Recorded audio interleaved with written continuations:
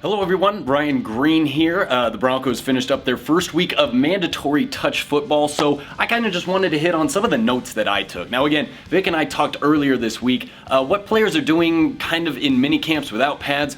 We don't know what we're watching, we don't know who's doing well, we don't know what's scripted, we don't know if, someone's getting a lot of passes, they're meant to do that. So everything that I say here doesn't necessarily mean that I think, oh, well that's going to make them a starter. It's just kind of things that I noticed while out there. Let's start with the guy that probably all of you are wondering about, Paxton Lynch. Again, he was running with the threes this week, but I'll tell you one thing that is very, very, very clear. This kid is deadly from about 10 to 20 yards. The arm strength that he has, he can make the tight window throws on those deep ends, on the posts. Mark Sanchez had a pass today to Demaryius Thomas. It was a 10-yard hook.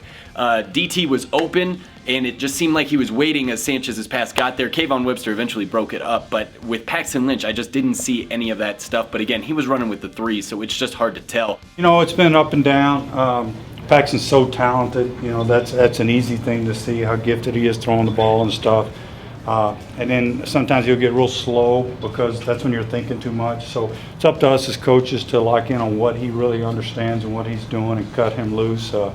I can in my mind right now, I know if we're in Chicago, first preseason, I know what he knows, so we can go do. So we got to have growth upon that as we move forward, and he's got to continue to grind on what he's doing. So a lot of expectations. Sticking with the quarterbacks, there has been a lot of talk recently of Trevor Siemian maybe being a sleeper for the starter. I just don't see it. You trade up in the first round to draft Paxton Lynch, you bring Mark Sanchez, a veteran quarterback, over. I just don't see where Trevor Siemian beats both of those guys in camp. He could do it. He had a deep seam route to Jordan Taylor that was perfectly thrown, and then he also had a pretty deep out to a tight end, and I can't remember who the tight end was, but again, the pass was absolutely perfect. So you can kind of see why people would get, maybe a little excited just watching him. But let's, again, wait till he has pads on, when the pass rush is coming after him, until we call him the next Peyton Manning. I don't know why anyone would do that. Running backs, just real quick, CJ Anderson looks very thin. I think he's trying to get a little quicker in between the tackles. I think he should keep some of the weight on, if we want a quick back. They've always got Ronnie Hillman and the new guy, Devontae Booker. Of course, might as well talk about Devontae Booker. This kid can catch out of the backfield.